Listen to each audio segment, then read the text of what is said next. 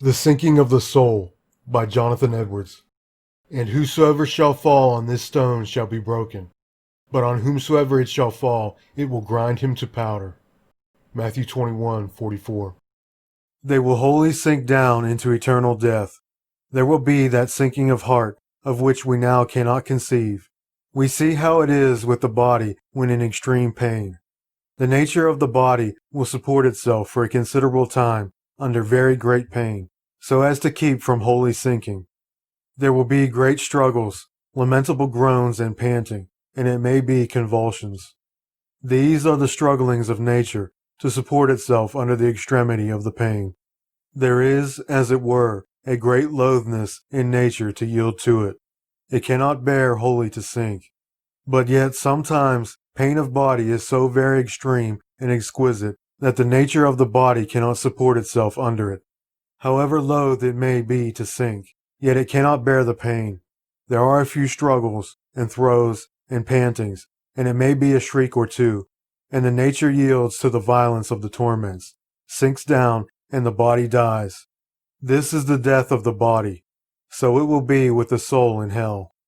It will have no strength or power to deliver itself, and its torment and horror will be so great, so mighty, so vastly disproportioned to its strength, that having no strength in the least to support itself, although it be infinitely contrary to the nature and inclination of the soul utterly to sink, yet it will sink.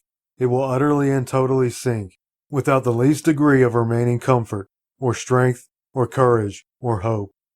And though it will never be annihilated, its being and perception will never be abolished, yet such will be the infinite depth of gloominess that it will sink into, that it will be in a state of death, eternal death. The nature of man desires happiness.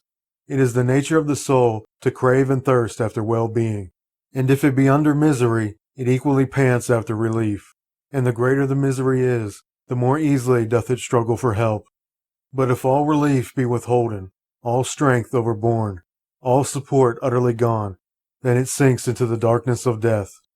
We can conceive but little of the matter.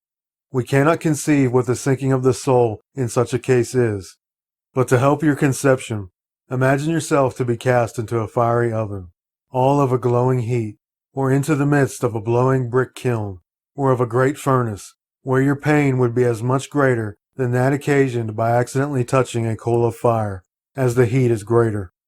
Imagine also that your body were to lie there for a quarter of an hour, full of fire, as full within and without as a bright coal of fire, all the while full of quick sense.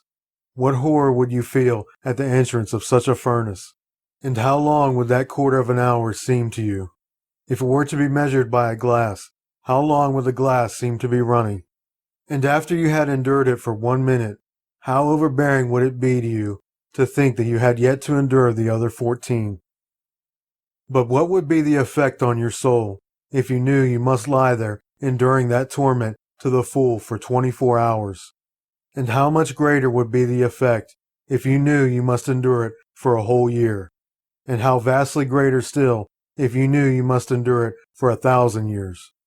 Oh, then, how would your heart sink if you thought, if you knew, that you must bear it forever and ever? That there would be no end. That after millions of ages, your torment would be no nearer to an end than ever it was, and that you never, never should be delivered. But your torment in hell will be immeasurably greater than this illustration represents. How then will the heart of a poor creature sink under it?